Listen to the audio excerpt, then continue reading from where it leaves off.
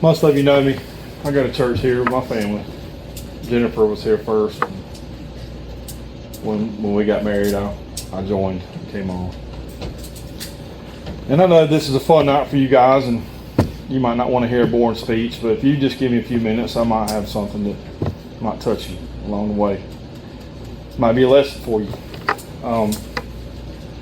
So to give you a little bit of my backstory, I did grow up with some Christian grandparents that, and on my dad's side, my grandmother, when I went to spend time with her, she read the Bible to me and really tried to introduce Jesus to me when I was really young. And I listened, and it was interesting to me, but we didn't go to church all the time. I actually lived with my mother and my stepfather growing up. We didn't go to church at all. We didn't talk about Jesus, didn't talk about anything. So when I went to stay with my dad, and I spent the night with his mom, my grandmother, she started teaching me the Bible when I was young. The only time I went to church as a child was Easter and Christmas. And that was it. That's the only experience I had. And I wish I'd had the opportunity that a lot of you guys have at your age. And who's the youngest person here tonight? I'm 12. 12? Just about to turn 13. Yeah. About 2 months. Okay. Mine's about 3 months. Yeah. December. How old are you, Jason? Actually, it's crazy. 11. Yeah. I see y'all been playing some games, sweating, playing in the water. Oh, okay. So y'all having a lot of fun tonight. It does my heart good to see you guys and your parents bringing you and being in church, because it really will help you down the road. And I didn't get that opportunity when I was younger, and I wish I had. I'm thankful for the way things turned out, but I wish I'd have got started a little younger like you guys. But like I said, I only went to church Easter and Christmas until I was probably about 12 years old. And I came to live with my dad in Pickens County, because I grew up in Greenville. Came to Pickens, and my uncle actually preacher at Mountain View Baptist my whole life. So if I went to church, that's where we went. And so I started going most every other Sunday then when I turned 12 years old. And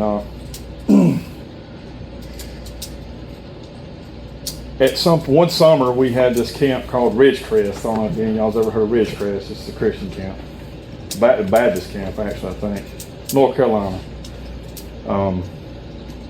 It's kind of like summer camp. It's kind of like a week-long vacation Bible school, but you go somewhere else. So went there, and I didn't know a lot of people when I was a really shy kid anyway. So went there and took all the classes, and I didn't know any of the answers to anything because I just had started going to church regularly. So the kids were picking on me and making fun of me. And I know you guys don't probably do that to other people, but when you're that age, when you're your age and you get picked on, it's pretty traumatic for you. So that kind of turned me away from it at that time. So I didn't want to go to church anymore after that. They said, "You want to go to church?" I said, "No." I didn't want to get made fun of. Didn't want to get picked on. So that was my experience with church and Christian people as a child, was people picking on me, making fun of me, other than my grandma. So as a young teenager, I didn't have Jesus in my life, so the friends that I did make were not other kids that went to church. Like y'all are fortunate enough to have friends that go to church. So that led, when I became an older teenager, following the wrong crowd, doing, never did get into drugs or anything bad like that, but I did drink alcohol, which I know you guys hear the story all the time. That's going to be bad for you. So just, watch out for the friends that you hang around with. When you get a little older, you'll face a lot of peer pressure, and you'll want to look cool to your friends, and those are the wrong friends. Being a shy kid, I faced a lot of depression issues because I didn't really fit in with anybody. So started drinking at around 17, 18 years old, way too young, just to kind of fit in. And have some people that be friends with.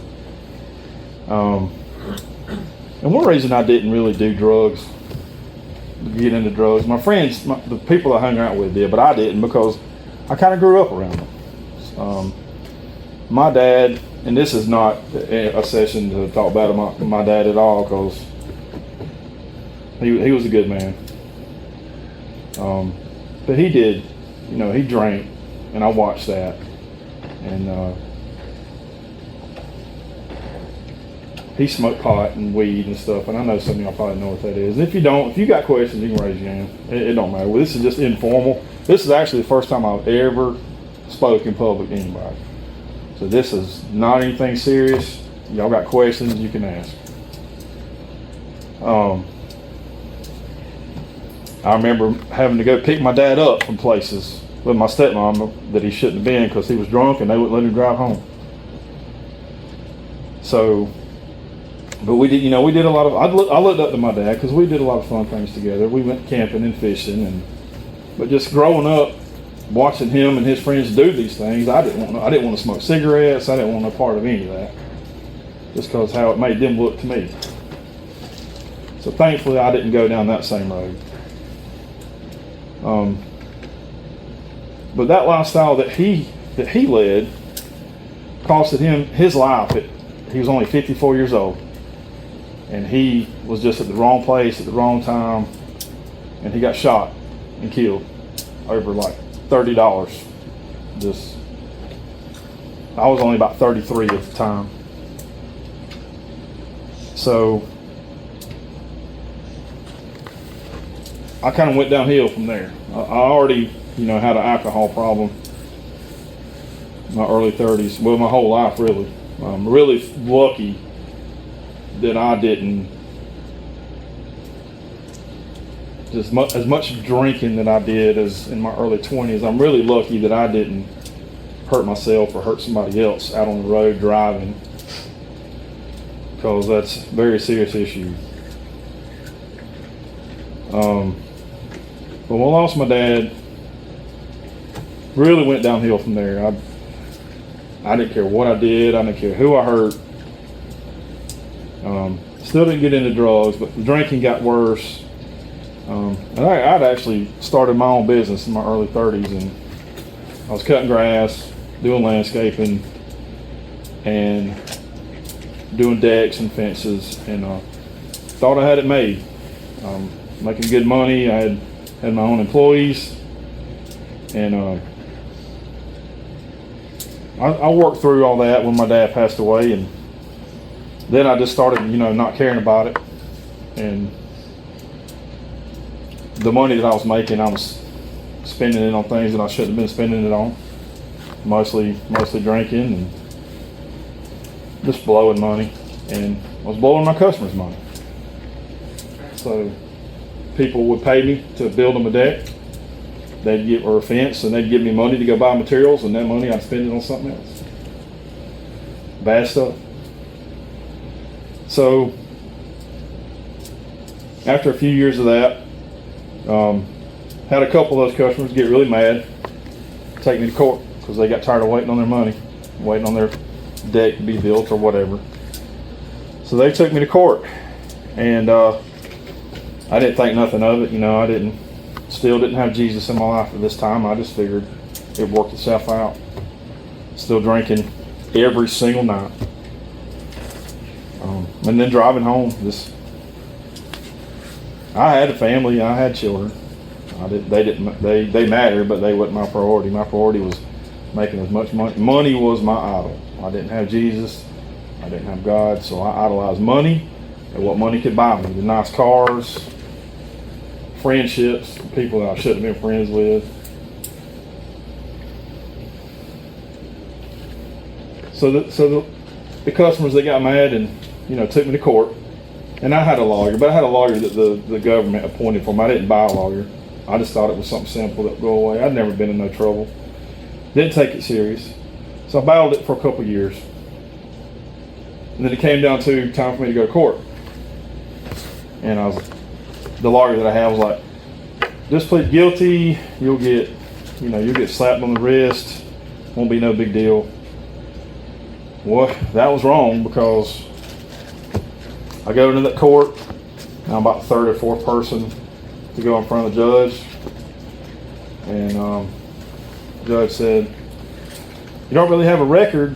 Tell me what went on." And I told him, I was like, "I took these people money and I didn't finish their project." And I said, "I can give their money back right now."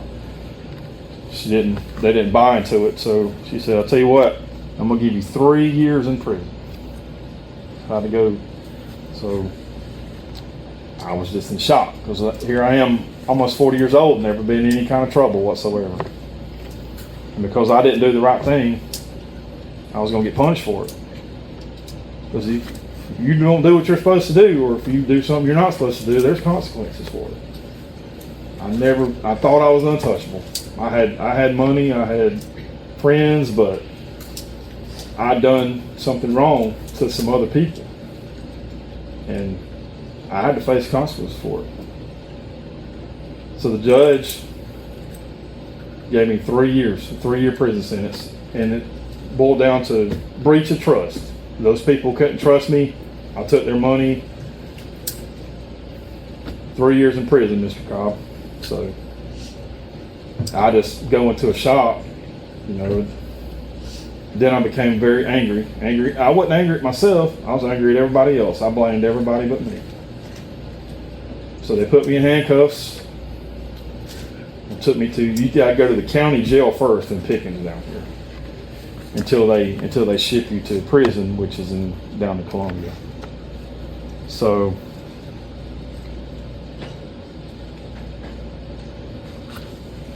I had to spend about 2 weeks in the jail, in the county jail, before they took me to prison. And just was spending all that time just angry at the world, just mad, because you're in there with people, it don't matter what kind of crime they committed. Here I am thinking I really didn't do nothing wrong. I just took somebody's money. Here, I got it, I can give it back. But I was in there for a reason. Because God had tried to set me down for the first 40 years of my life for me to listen to Him and follow Him. And it took this situation for me to stop what I was doing, living for Seth Cobb instead of living for him, for me to listen to him. So all this was leading up to that. So 2 weeks in the county jail, just waiting. I'm mad the whole time. I'm depressed. I'm sad because I still had young children. Some of y'all met Jace, my youngest son. I got 2 girls. I got Gracie, which y'all know. Everybody knows Gracie. I got an older daughter, and I got 2 boys, 26, and Jace is just about to turn 18. So here I am, still got some young kids, and I'm like, something's gonna happen. And I'm gonna get out of this. There's been a mistake this whole 2 weeks.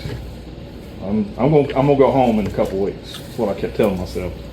Somebody's gonna realize this was a mistake. And I was in jail. You obviously don't get to drink, so I'm going through withdrawals. If you ever have an addiction, your body goes through withdrawals because you're addicted to it. And there's all kind of addictions out there. There's alcohol, there's drugs, there's sexually immoral content that you can be addicted to. Addiction is a huge problem in this country. It belongs to the devil. It's the devil's tool. And when you grow up and you don't have Jesus on one shoulder talking to you, you got the devil on both. Devil on one side and the demon on the other. And he'll figure out what your weakness is, and he will tempt you with it every day. And when you find Jesus and you get Jesus in your heart, He's there with you to help you fight off the bad things that the devil's tempting you with. So after about 2 weeks, and I'm in there with just drug addicts, and I'm thinking to myself, I don't belong here. I'm in the wrong place. There's been a mistake.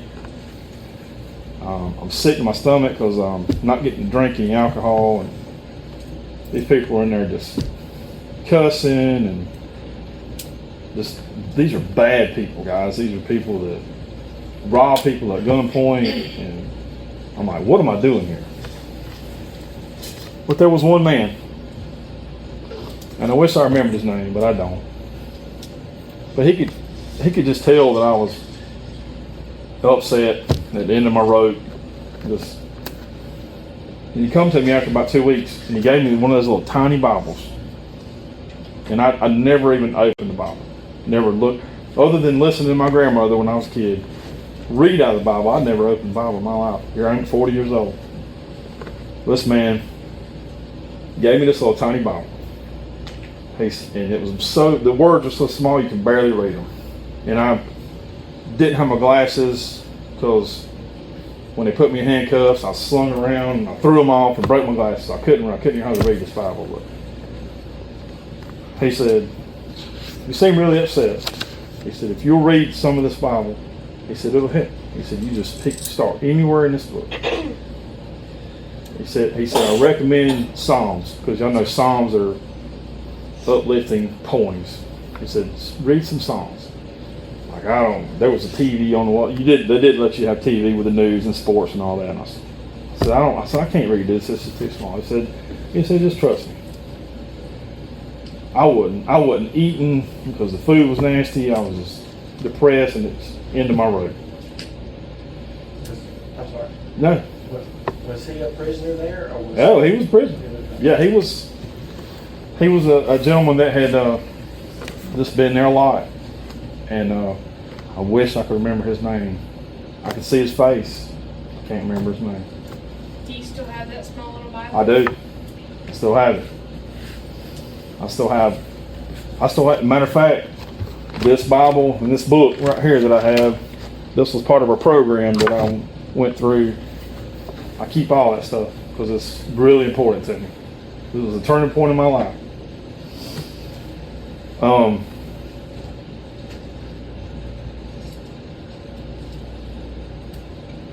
So I did. I started reading a little bit here and there. I still wasn't super interested in it because I was just mad at the world, just angry, hurt. I ain't gonna get to see my kids. I was married at the time to Jace's mom. And I knew that, and I had my business. I had all these customers that I was still, hundreds of customers. I only had 2 that was mad at me the whole time. And I could have fixed it if I'd have tried. But God had me there for a reason. About a week later, they let you when they transport you to the actual South Carolina prison system. They take you to Columbia. There's one main. There's about 30 prisons in South Carolina, but you go to this main prison first.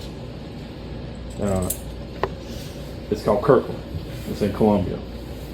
It lets you take a few, like if you had brought a wallet with you or glasses. My glasses were broke, but so I had my wallet, I had my shoes, whatever clothes I had on when I got arrested in the courthouse,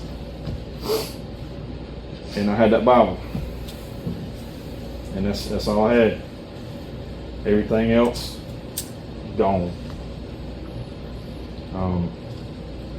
All of my vehicles, all of my equipment from my company, gone. Either stolen or sold.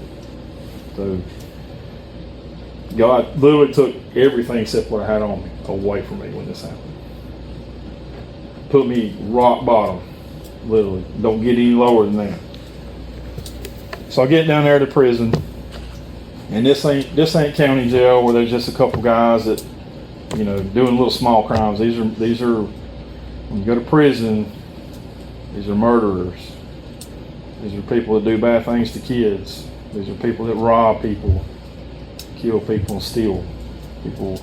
People down there's got fixing to do 15 to 20 years, so they don't care how they treat you. They don't care how you're treated. They don't care nothing about you at this main prison.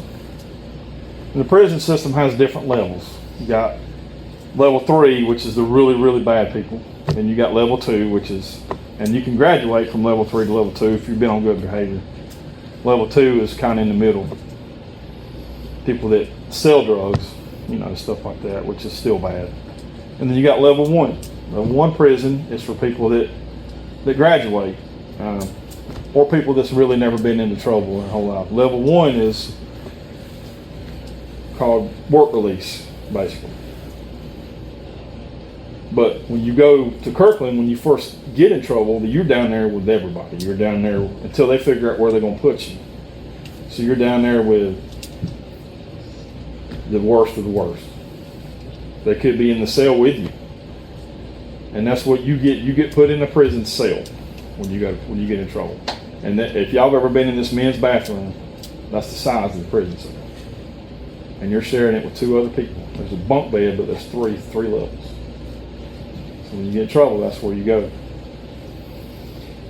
And you do not come out until you go to whatever level yard that you're going on.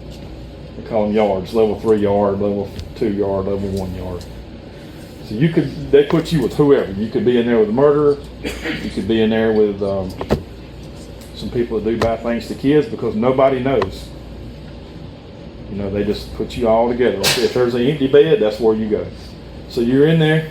You're in this little 10 by 10 cell, 3 beds high, with a toilet, and there's a hole in the door where they feed you through this hole in the door.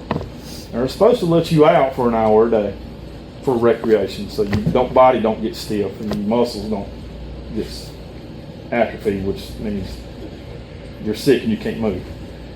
But if anybody else and there's a dorm, there's rooms about this size of this sanctuary, and there's probably 10 little 10 by 10 rooms in it. And so if somebody else does something wrong, if they flood the toilets on purpose, they put you on what they call lockdown. So nobody comes out except the shower once a week.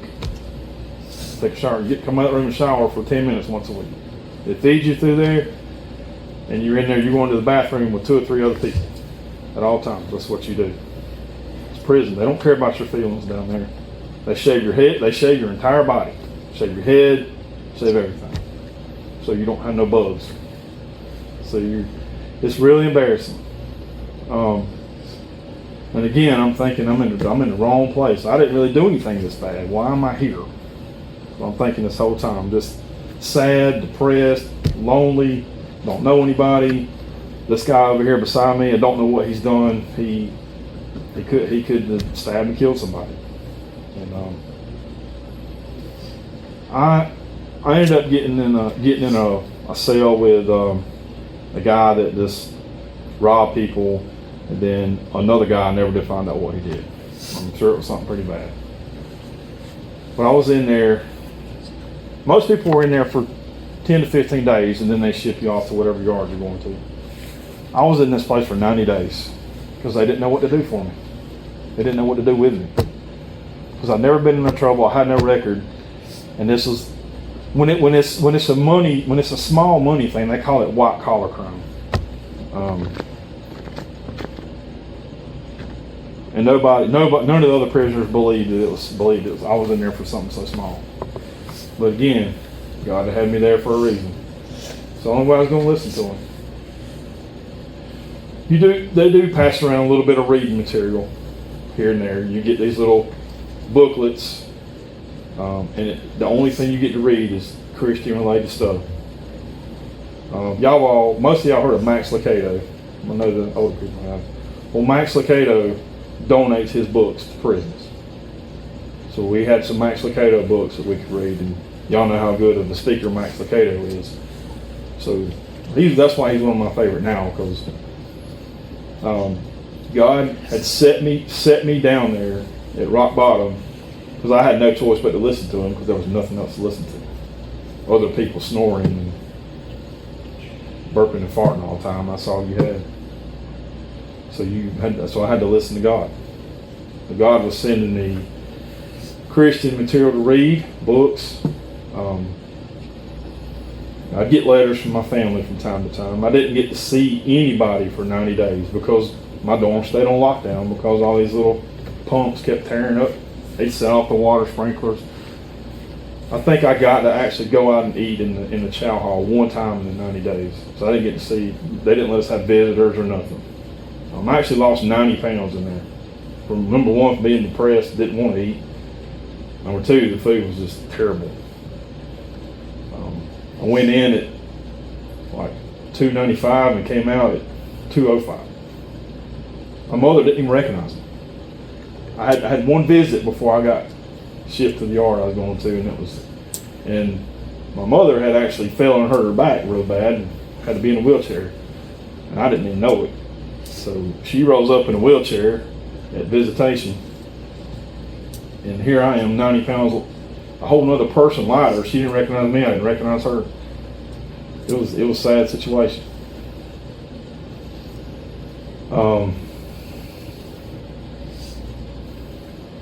While I was there, that one time that I actually got to go to Chow Hall, I met three or four. They were 17 and 18-year-old boys. Didn't even look old enough to be there. I'm wondering, what has these boys done?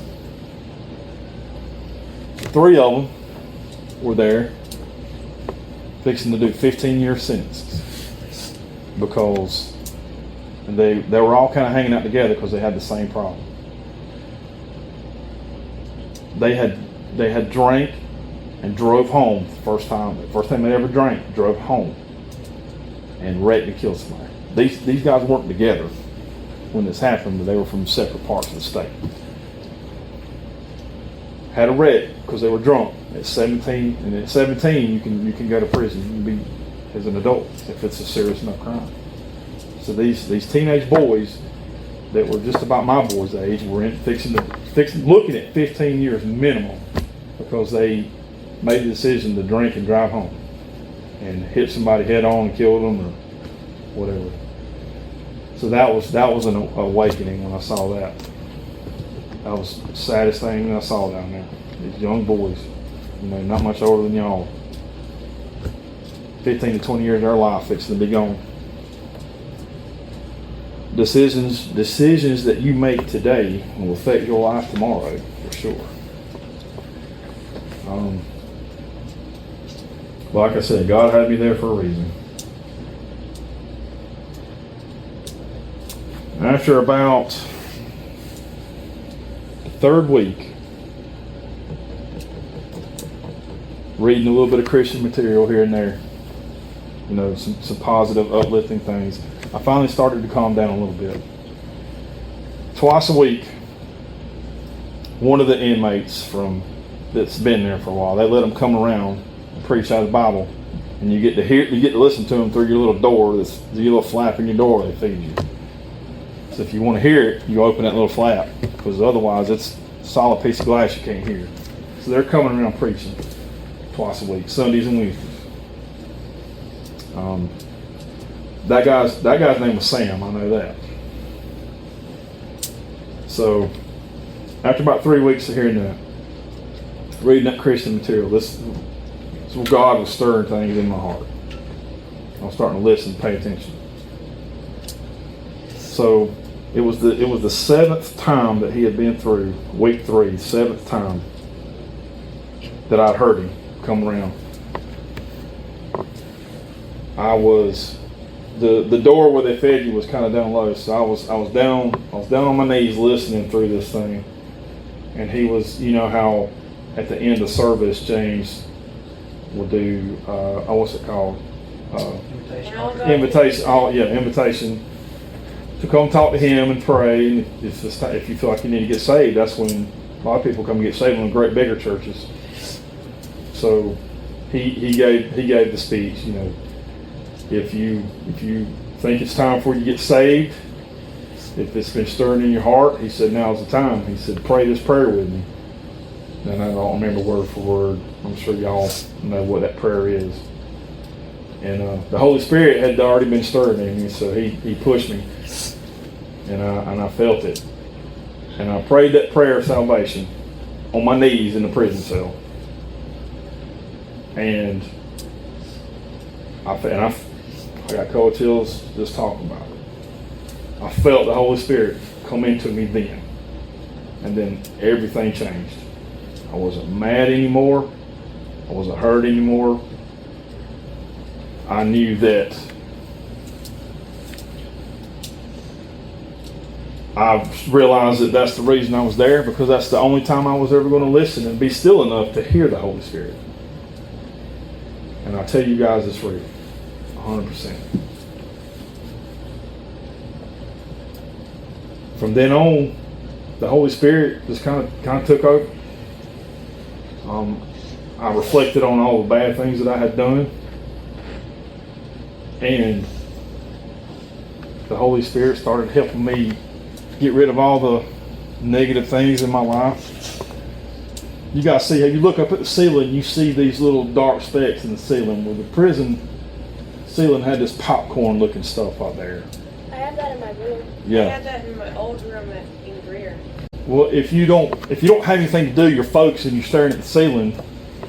So before I got saved, I was seeing like demon faces and these little just devilish stuff in here. You look at these little black things, and you stare at it long enough, you'll see images. So I'm on the top, very top bed. You can't even sit up without hitting your head. So I'm staring at these little popcorn things in the ceiling. And it's one thing that I'll never forget. Before I got saved, I was seeing ugly things in these little images. But the night after I got saved, I'm laying there. They don't cut lights off like 12 o'clock at night. So I'm staring at this ceiling. And I remember the night that I got saved, all those went away. I didn't see them anymore. All the negativity started leaving me. You got a question? Go ahead. I have spots on the ceiling in my basement of Yeah. my house. Yeah. I bet you see positive things when you look at them. Yeah. Yeah. Or when you look at clouds, you can see, kind of like when you walk outside and you see clouds. Yeah, my basement is like old on the bottom of my house. That's good. I seen mountain ranges.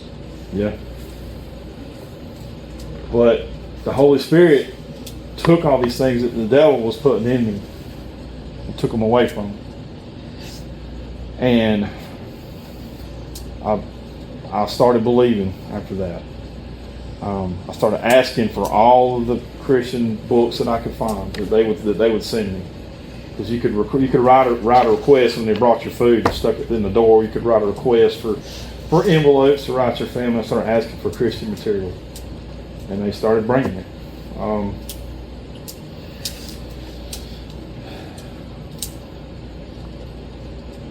I started asking God for signs. If you're real, which I believe you are now, that room did have a window, but from the top bunk you couldn't see out the window because it was above the window. But I could just see about 2 inches of the ground.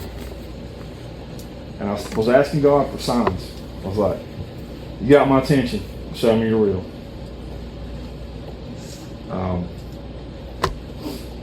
I started seeing birds. Those like red cardinals. And then I would start asking for things. It'd be really sunny outside, and I'd say, God, if you're real, block out the sun and let me see a shadow on the ground, and I'd see it. And that might sound silly to some of you guys, but when you've been in prison for about a month, it's a big deal. And you've had the Holy Spirit fill your heart, and you wanting to believe, and you're trying to believe. Stuff really means a lot. So he was showing me signs.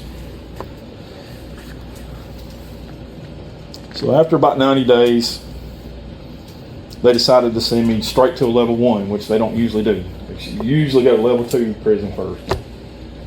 But level 1 is work release, which means you get to leave and come back and spend a night in jail, in prison. But you have to start earning their trust by working on the back of a trash truck. So I get in, and this prison is in Spartanburg, so not far from home. I leave Columbia and go to Spartanburg, and you get to work on the back of a trash truck, picking up trash. So I was glad to get out at this point. This was now starting to get fall, starting to get cold outside. So I was thankful to leave a little bit. So I had to get on this bus at 5:30 every morning and wear prison uniform, which back then was khaki pants, like a jumpsuit looking thing.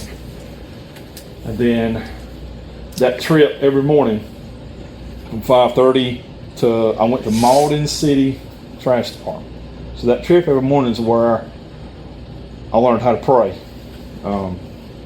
Looking at the stars through the bus window, I learned how to ask God to help me have a good day. I learned how to help calm my nerves because I was still upset a little bit, but the Holy Spirit was helping me, help calm me down and help me learn how to work through things and learn how to talk to Jesus. So I learned how to pray every morning because that was about a 30-minute bus ride. That's what I spent that time doing. So I get down there, and about 7 o'clock in the morning we jump on the back of these trash trucks, and they smelled horrible. Smelled so bad. And the very first day, the very first neighborhood we went through was a neighborhood that I had built some decks in. Neighborhood, the year before that, I was in that neighborhood making money. And I'm sure God looked down and thought it was pretty funny. Because now I'm picking up these people's trash. And these people's got nasty trash. These were nice, clean neighborhoods, but picking up trash is very humbling, very degrading. They got a machine on the side of the truck to pick the can up, but if it falls out, you got to pick it up. If it don't matter if it's cat litter, dirty diapers, you got to pick it up. So that's what you do for about 6 weeks when you go to a level 1 yard till they trust that you're not going to run away. Because you on the back of that trash truck, you can run away if you wanted to, but you ain't going to get far. So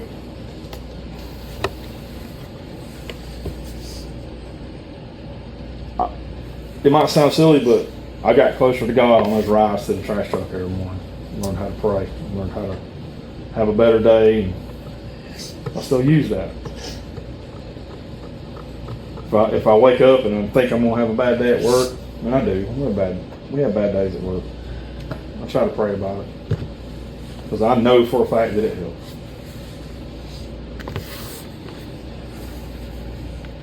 And then there's 2 sides to this level 1 yard in Spartanburg. There's I don't remember what they call them, but Livacy's the name of the prison. It's Livacy A and Livacy B. Livacy B is when you go on a trash truck, work for the state. When you get promoted to A, then you get to work a real job. So you get to put regular clothes back on, and you get to work a job. And then if you owe somebody money or whatever, like I did, then they take your paycheck and they send it to that person. Or they pay your child support if you got kids or whatever.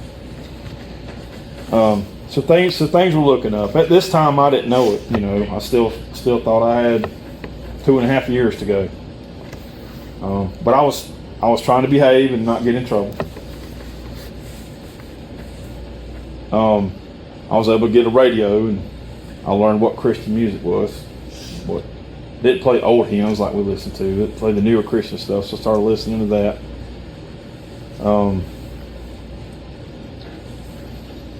And I met, so the preacher at the prison is called a chaplain. So I got to meet the chaplain. And introduced me to all these programs like Addicts Anonymous or Alcoholics Anonymous or whatever. So I participated in every bit of that stuff just to get out of my, even though you're on work release, you still had to be in a cell with other people in the dorm. You only had 1 bed instead of three beds high. So I spent all my time reading as much as I could and listening to Christian music. I didn't turn it on country. I wanted to listen to as much Christians. Force feed myself with Christianity because I knew it would help me, because I still thought I had 2.5 years left at this time. Met Chaplain Kirsch gave me this Bible, which I will have forever. It's just an old beat up thing, but I take a lot of pride in this Bible because I read it 3 or 4 times front to back. Still don't understand a lot of it because this is the old King James, which has a lot of old English in it. But I wouldn't trade that Bible for nothing. I still got my little Bible that the other guy gave me too. Let's see, what else?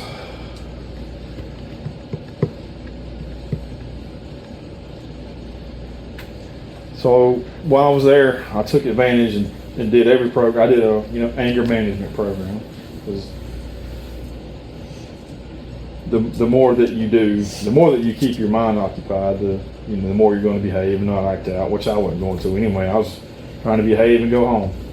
I had no idea that there was such thing as early release, and had no clue. I just thought I was going to be there for 3 years, but I still tried to do everything positive that I could. Started talking to other people that didn't know about. I was learning about Jesus, but I was talking to other people about it. We were teaching each other, and started getting letters from my kids and letters from my mom, and it's almost like when I got saved and accepted Jesus in my heart, and the Holy Spirit became part of who I was, my whole world turned around. And Chaplain Kirsch, which was the preacher, introduced me to all these programs that I took part in. This is actually a book. It's called Jump Start. It teaches you how to. And most people that I'm at this level 1 yard with has done been in prison for 5 or 10 years already. So here I am, only been there 6 months. And when you get to level 1, you're on your way home. That's the last step before you go home. You start out at 3 or 2, and then you work your way to 1. So a lot of these people have been there a long time. Not a whole lot of people in there. Out of about 100 people, there might have been 10 that attended church, and they offer you church, Wednesday night, Sunday. And but they got all these programs every night. If you want to go to a program, they offer volunteers come in, and they volunteer to do these little programs with you, teach you how to be a better man, teach you how to be a better father. So I did all that I could, because I wanted to be a better set for my kids, for my family, for myself. So I did that. And then I found out that I was eligible for parole, which meant I might get to go home early. And that was supposed to happen in like the following January, which means I've only been there like 9 months. So January comes around, and I'm excited because I think I'm gonna go home, because I've been good. I've not got in trouble at all. Done paid back all my restitution. Restitution is money you got to pay back if you owe somebody money. So I paid all that back. So I'm gonna go home. Well, January comes, and that falls through. I don't remember what happened, but the people that was in charge of it, like, it's gonna be another 6 months. So here I am, angry again, mad again. Only this time, I knew how to pray about it. I learned God doesn't give you patience; He gives you scenarios to teach you patience. So I learned that patience, and I used those 6 months to talk to the younger generation that was there and teach them what I knew, and I was still learning about God and Jesus and the Bible. But I used those 6 months, and when it came time for me to go in front of the parole board, it was 4 or 5 people who'd done it by TV. Since I had done all these positive things, they let me go home 2 years early. And while I was there, I prayed about the things that I wanted when I got home, because I had gotten divorced from my wife when I was in there, which was Jace's mom. And I prayed that God would send me a Christian wife, and that would help keep me straight and teach me things, and God provided that. Y'all know Jennifer. Jennifer was already coming to this church, and when I came home, everything that God had taken away from me, within a year, He had restored it 3 times. And I try, and I'm not perfect by no means, but I try. And I try to brag about the relationship, not brag, but I try to tell people about God every chance I get, because of how He turned my life around. Because I was headed down the wrong road, just like, following in my father's footsteps. But now that I have God, He helps me make the right decisions. And He will. You guys are going to be faced with decisions. You get a little older, you may be facing some now. Just Turn to Him is all I can say. Put God first, because the devil wants you for himself, just like he had me for the first 40 years of my life. The devil knows how to tempt you. He knows what your weaknesses are. And when you do get saved, and especially if you are a Christian and you have a Christian spouse, Christian wife or husband, the devil wants nothing more than to break that up. So he will try. You just got to try to put God first.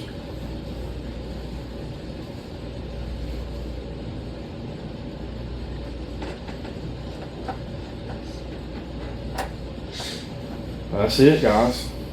Anybody got any questions? Yes, sir. Did you notice there's a next jail called Greenville County Jail? Greenville County Jail? Yeah. Yeah. They said that there's like 30 jails in the state. That's where I went first. Yeah. Because the Greenville was where the crimes the crimes that I did, the people that I took the money from, they were in Greenville, so I went to Greenville County Jail. Well, there's a holding station, Travelers Rest, though. Yeah. Have you been there? I haven't been to that one. Nope. Yes, sir. Can I get a bandage? A bandage? Are you bleeding? Yes. Yeah. God, I've been bleeding. I've just been waiting for the end of the speech. Yes, sir. Get off himself. I was gonna say, if you are addicted to drugs, alcohol, whatever, and you stop, could that not kill you? Because I know it can if you go back to it, because your heart isn't used to that anymore, and your body isn't used to it. So, because that's what happened to my father. He died, but that's what had happened, and I was just wondering if that was like a possibility if you like stopped as soon as you got in there. Your question is, if you're addicted to drugs and you stop, will it kill you? I don't know that I can give you a good solid medical answer on that. I do know that there's some really strong drugs that, if like speeds, there's different kinds of speed that you can be on. That if you own them, they can kill you. They can get your heart beating too fast. But your body's designed to get rid of that poison that goes inside of you. I wish I had a medical answer for you, but I don't know the answer to that. I don't know exactly if this is what he's trying to say, but I think what he's saying is if you are addicted to drugs, of course, you're in prison, so you can't have those drugs. Right. Yeah. Is it a cold, dry, or do they help you come down? No, you don't get them anymore. There's no way. Once you go to jail, and you go to jail before you go to prison if you get sentenced. You go to the county jail, whatever county you live in. The only medication they'll give you is if something you're prescribed. They don't keep giving you the drugs to calm you down. They will not do that. So. Will the prison do that? No. I mean, No, cold turkey. Yep. You don't get, if you're an alcoholic, you don't get any alcohol. If you're addicted to drugs, you don't get any more drugs. They're not going to give you things that are bad for you. Go ahead. So, like, say if you had like heart medication, would they not give you that? And like Heart medication, yeah, heart medication. That's something that you're prescribed, so they'll give you that. Man, Stephen, and then you. So your trials and tribulations, would you change what you did, even though it led you to God, or is it more? It's helped more people, and it's part of your journey. I wouldn't be where I am today if it wasn't for what happened to me.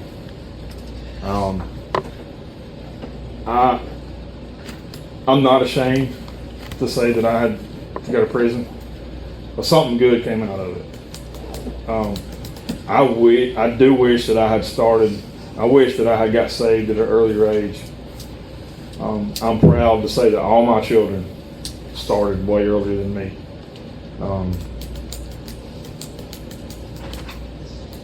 Miss Gracie's probably asleep over there. Do you sticks. She's eating cheese sticks.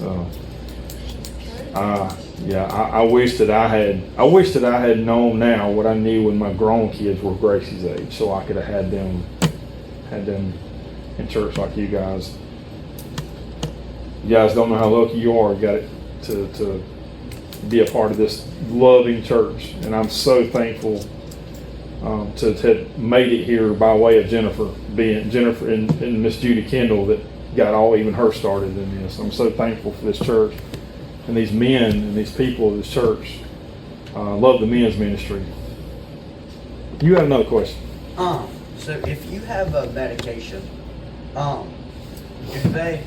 would you like, I don't know if you had any medication, but would they give it to you in like portion sizes, or would they just give you the whole bottle? Yeah, if you have something that you have to take, like if you're diabetic and you have to have shots, they'll give you that. They'll give you something that's prescribed by a doctor. Well, would they give you like the whole like thing, or would No, just they give it to like, you like a nurse. Like if you're in a hospital and a nurse comes around, they have nurses on staff at the jails and the prisons to hand out medication. Yeah, they don't give you all of it because some of that medication that you have to take Could kill you. it could kill you if you take too much of it. Yeah, and there's some really sad and depressed people in jail, so you wouldn't want medicine that's floating around. Yes, sir. If you do drugs, you would talk in a weird voice. And can you get a job if you talk in a weird voice by doing drugs? Probably not. Yeah. No. Just don't do drugs. You don't have to worry about it. Because if you see a person that's talking in a weird voice, that means they're on drugs. Not really. Not Some necessarily. people just have really high voices. Some just have very dark, deep voices. Yeah. 1 second, Kayla. Yes. Did you have a question? You may have said, but how old were you when you actually went? How old were you when you were doing it? 40. 40 years ago. Yeah, just 9 years ago. That's good. Oh. I'll be 50 in November. I realize that. So when did you get released? Like when you're 2018. I went in 17, and almost exactly a year later, I came home. I went in like June of 17, and I got saved July 15th. So I say that's my saved and sober date. I'm saved and sober 9 years. July, and came home, and the minute I got out, my mother and stepfather picked me up. The minute I left, as soon as I got my phone turned on, I texted her. Because I knew her before I went down. I didn't know what would happen. Here we are. Here's Miss Gracie. Kayla. Kayla, you had a question? Yeah. You still have to take ADHD medicine? Sir? You still get take ADHD medicine, or does that just not count? They don't really believe in that in jail. No, they don't believe. They believe ADHD can be. Yeah, that's ADHD medication is a narcotic. A narcotic is something that makes you high. They don't let you have that. You can live without ADHD. They only give you medications you can't live without, like heart medication or. How about something that stops you from being seriously debilitated but not dead? If it's life threatening, then they'll let you have your medication. But what about seriously debilitated, not deadly? They would kill you. Yeah, if it's something you have to have, you can get it. Yeah. I'll say, do they let you have like anxiety or depression type of stuff, or they? No. No, you deal with that. You just deal with it. A lot of people find God. What?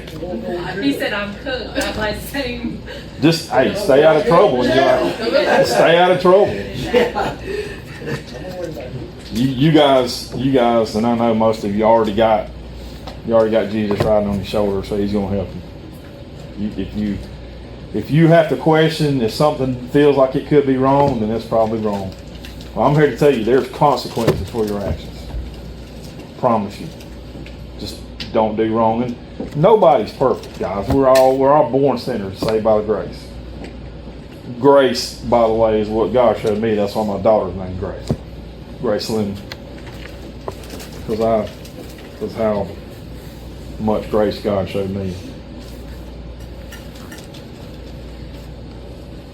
Anybody else? I bet most of y'all's getting hungry. They stay hungry. Yeah. I was about to say, they don't stop. So do you think Could you go to water, Chrissy?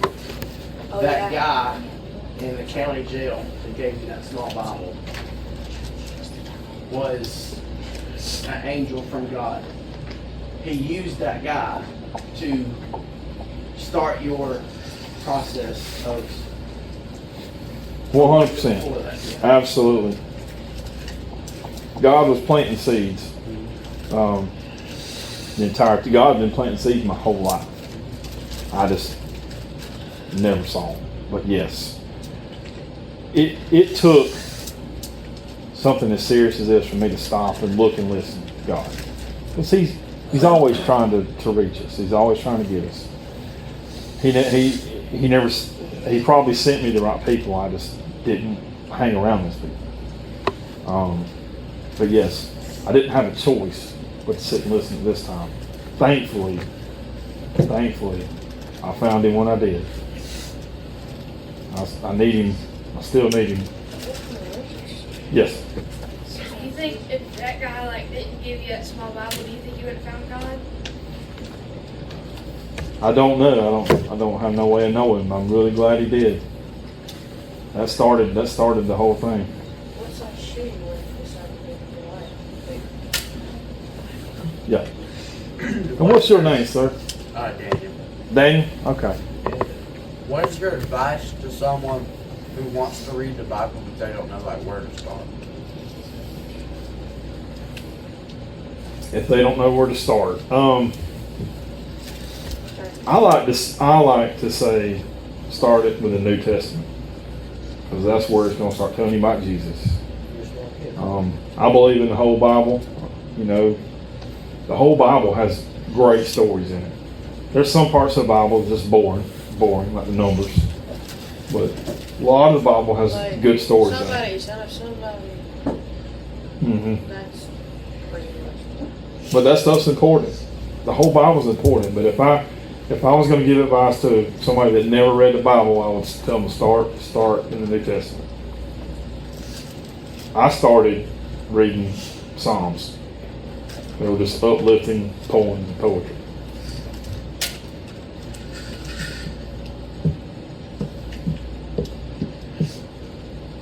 Anybody else?